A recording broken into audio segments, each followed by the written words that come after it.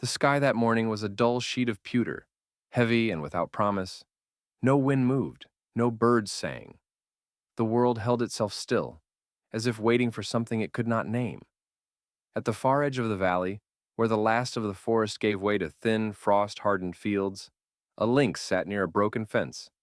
She had come in the night, padding softly through the grass that crackled under her paws. Her fur was pale and thick, spotted faintly, blending with the ghost light of early dawn. Her ears, tipped with black, turned toward every small sound. The creak of ice in the branches, the faint crack of wood somewhere far away.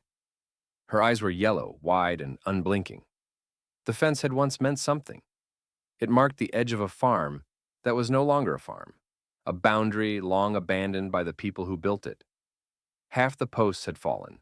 Wire lay twisted among weeds.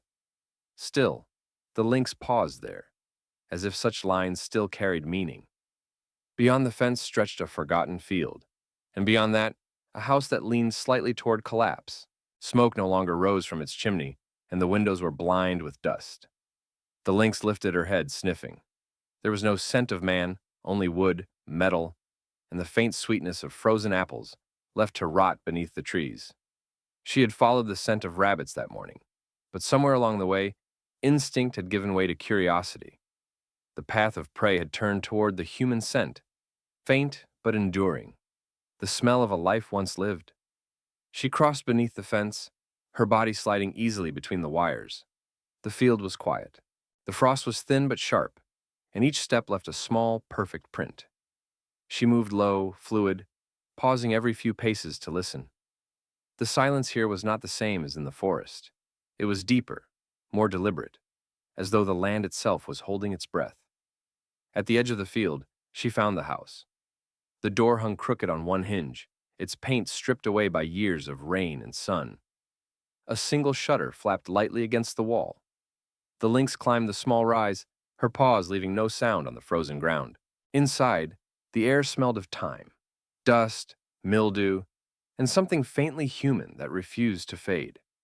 She stepped onto the porch, her claws clicking softly against the boards. One of them cracked beneath her weight. The sound echoed faintly into the hollow rooms beyond. For a moment she froze, ears flicking. Then, from somewhere deep in the house, a sound answered, barely audible but there. Not movement, not voice. More like a sigh. She backed away slowly, her muscles tight beneath her fur. The air seemed to grow colder. The sky above had not changed, flat, gray, without light or direction, the kind of sky that gave no hint of what might come next. She returned to the fence and sat, tail curled neatly around her paws. From there she could see the house, the orchard beyond it, and the empty road curling toward the horizon. Her breath rose faintly in the still air. She waited, though she didn't know for what. Somewhere behind her, a crow called once, harsh and solitary. The sound broke the stillness for only a moment before it, too, vanished into the blank sky. The lynx's gaze lingered on the house one last time. Then she stood, stretched, and turned back toward the forest. Her paws brushed the frost in silence. By the time the first snow began to fall, there was no sign she had ever been there. Only the prints near the broken fence remained, small, precise, and leading in no direction the sky could ever explain. The snow came without warning. It began as a dusting, a fine veil drifting from the empty sky, but by noon, the valley had disappeared beneath a slow, steady curtain of white. The trees at the forest's edge bent under its weight, their branches heavy and still. The world narrowed to breath and motion, each sound swallowed by the storm. By the time a man appeared on the road, the fence was half buried, only its top wire visible like an old scar across the field. He walked with his head low, the collar of his coat turned up against the cold. On his back he carried a pack, small but worn, and in his gloved hand, a walking stick he didn't always need, but still leaned on now and then, more from habit than age. His name was Thomas. He hadn't spoken it aloud in days. The road he followed had no destination anymore. It wound through the hills, through woods that had grown thick and wild since the last map was drawn. But something had called him back. An old house, a memory, a silence he couldn't shake. When he reached the valley, the storm was at its height. He could barely see the farmhouse through the snow, but he knew it even before the shape emerged. The slanted roof, the chimney cracked down the middle, the orchard behind it like a row of sleeping giants. He stopped at the fence, brushing snow from the top wire. The metal was cold beneath his glove, biting. The air smelled faintly of apples, even now, faintly sweet beneath the sharpness of winter. For a long while, he just stood there, breathing. Then he stepped over the wire and crossed the field. The lynx watched him from the line of trees. She had returned that morning, drawn by the same unseen pull that brought the man. Her paws sank deep into the snow, each step silent, deliberate. She could smell him before she saw him. Human scent mixed with leather, smoke, and rain. It wasn't the scent of a hunter. It was something slower, sadder. When Thomas reached the porch, he stopped. The door still leaned crooked on its hinge. The air around the house felt thick with memory. He brushed snow from his shoulders, then reached for the handle. It resisted at first, then gave way with a sigh. Inside, the air was colder than outside. Dust had gathered like frost on every surface. The faint smell of earth and rot filled the space. He stepped through the doorway slowly, as if crossing into another life. The room was empty. The hearth was black with old soot. A chair lay on its side near the wall. In one corner, something small caught his eye. A child's cup, porcelain, cracked but unbroken. He crouched, picked it up, and held it for a long time. Outside, the lynx moved closer. She reached the fence and stopped, her breath rising in small clouds. The man's scent was stronger now. She tilted her head, ears flicking, eyes fixed on the dark doorway. Thomas set the cup back down and crossed to the window. Through the frost, he saw only white, an endless, formless sky. The storm blurred the edges of the world. Then, movement. A shape at the fence, still, watching. He leaned closer. For a moment, his mind reached for words: dog, shadow, memory. But as the form grew clearer, he saw the truth: the pointed ears, the short tail, the faint pattern of spots beneath thick fur. A lynx, sitting perfectly still in the storm. He didn't move. Neither did she. The glass between them fogged with his breath. He remembered his father's voice long ago, telling him about the creatures that watched from the woods. They don't come close unless the world's gone quiet, he'd said. When they do, listen. It means something's shifting. The lynx blinked once. Snow clung to her whiskers, her fur dark against the pale drifts. The storm softened around her, as if she were its center. For the first time in months, Thomas felt something inside him ease, the sense that he was not the only living thing left in this frozen silence. He lifted his hand and touched the window pane. The glass was cold. The lynx turned her head slightly, then rose. She stepped away from the fence, disappearing into the white, her form dissolving like breath. Thomas stood there long after she was gone, listening to the storm. It wasn't less fierce, but it felt different now. Alive, purposeful. He went to the hearth, gathered some of the old wood from the corner, and struck a match. The flame caught slowly, then began to grow, filling the room with a low amber light. Outside, the wind shifted. The snow still fell, but softer now, its rhythm steadier. The valley seemed to exhale. The man sat beside the fire and closed his eyes. Somewhere beyond the window, unseen but not far, the lynx paused beneath a tree, her ears turned toward the faint crackle of flame. The sky above offered no clues, but in the hollow between storm and stillness, something like understanding took root, wordless, wild, and shared. And for the first time in a long while, neither of them felt lost. When the storm passed, it left the world rearranged. The snow lay deep across the valley, unbroken and smooth, covering the ruins of fences, the fallen apples, even the paths that memory once followed. The house stood like a survivor, its roof sagging but still holding, its chimney smoking faintly again for the first time in years. Thomas woke before dawn that morning. The air inside was thin and brittle, smelling of soot and thaw. The fire had burned low in the night, but its embers still pulsed beneath the ash. He fed it a handful of kindling and watched the flame climb, its light flickering against the walls that were no longer just empty. They were his again. Outside, the forest was silent except for the slow drip of melting snow. The storm had taken the noise out of everything. Even the crows had fallen quiet. He stepped onto the porch, boots sinking into the crusted snow. The air stung his lungs. The sky was pale and cloudless now, washed clean by the storm. For the first time in years, sunlight fell on the valley, not warm, not yet, but real. He walked toward the orchard. Beneath one of the trees, a branch had broken under the weight of snow. The apples beneath it were frozen solid, bright as old glass. He picked one up and turned it in his hands. The skin cracked beneath his thumb, the faint scent of sweetness escaping into the cold. And then he saw them. Tracks, fresh, crisp, moving from the forest to the fence. Not deer, not fox. Broad, padded, ending in soft crescents. He smiled before he meant to. She had returned. He followed the tracks slowly, his breath forming small clouds that vanished almost as quickly as they came. The prince stopped near the same place she had sat before, the broken section of fence where the wire sagged low. There, pressed into the snow, was the mark of her body, where she had waited. He looked toward the trees. For a long time, there was nothing. Then, a flicker of movement, a shadow that wasn't shadow. The lynx emerged from the forest edge, stepping with the same unhurried grace she always carried. Her fur caught the sunlight in faint gold and gray. She paused halfway across the field, eyes fixed on him. Thomas didn't move. The distance between them was the same as before, but the silence had changed. It wasn't wary now.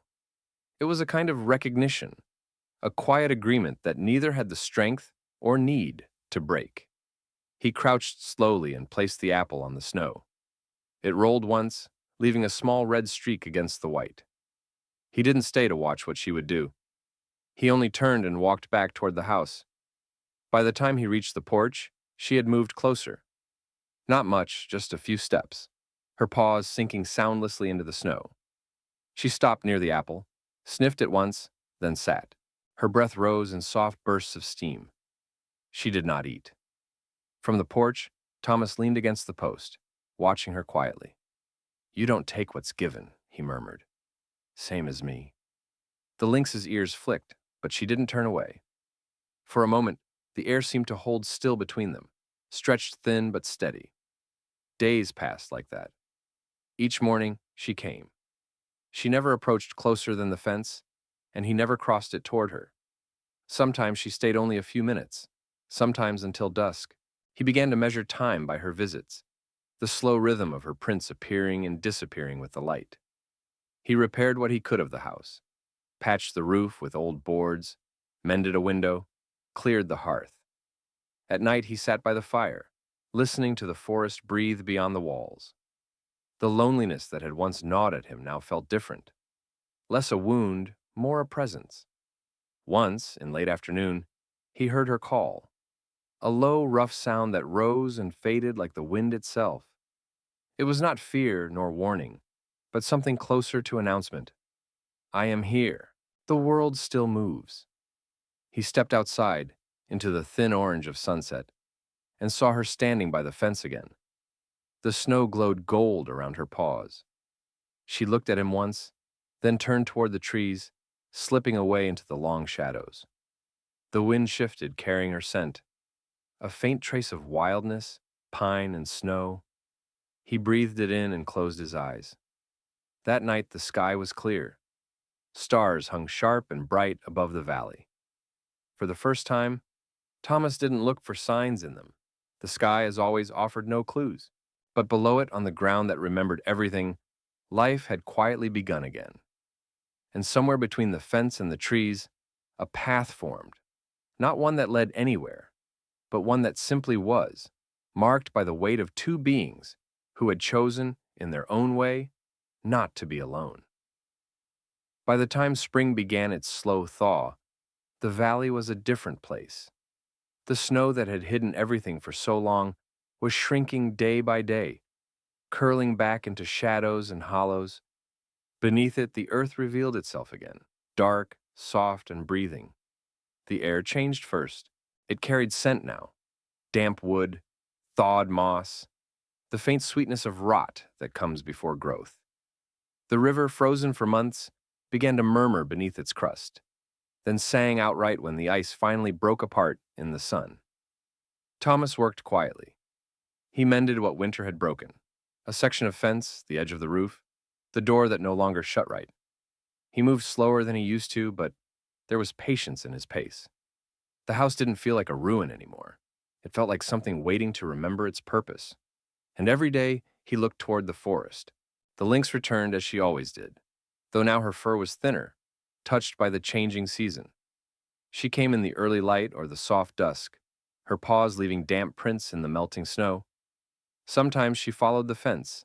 Sometimes she stopped near the orchard, where the apples had rotted into the soil. One morning, Thomas found her closer than before, so close he could see the slow pulse in her throat. She sat just beyond the broken post, her gaze steady and quiet. Between them was the smell of thawing earth and something else: trust, fragile and wordless. He didn't speak at first. Words felt like stones in that air, too heavy for what the moment required. Instead, he crouched and laid a strip of dried meat on the ground between them. He stepped back. The lynx did not move right away. She watched him, ears flicking at each shift of wind. Then, after a long pause, she stepped forward, slow and silent, her paws barely bending the wet ground. She took the offering and moved back again, chewing once, twice before swallowing. Thomas smiled faintly. "I thought so," he said. "Even wild hearts need warmth sometimes." The lynx blinked. Her tail twitched once, small and precise, as if acknowledging him. From that day she came closer. Never too close, never careless. But she no longer hid behind distance. When Thomas worked in the field, she would appear near the tree line, watching. When he sat by the porch at dusk, she would pass along the fence, her shape dissolving into shadow only when the stars began to rise. And then came the morning when she did not come alone. Thomas noticed the tracks first, smaller, lighter, weaving in and out of hers, 2 sets, then 3.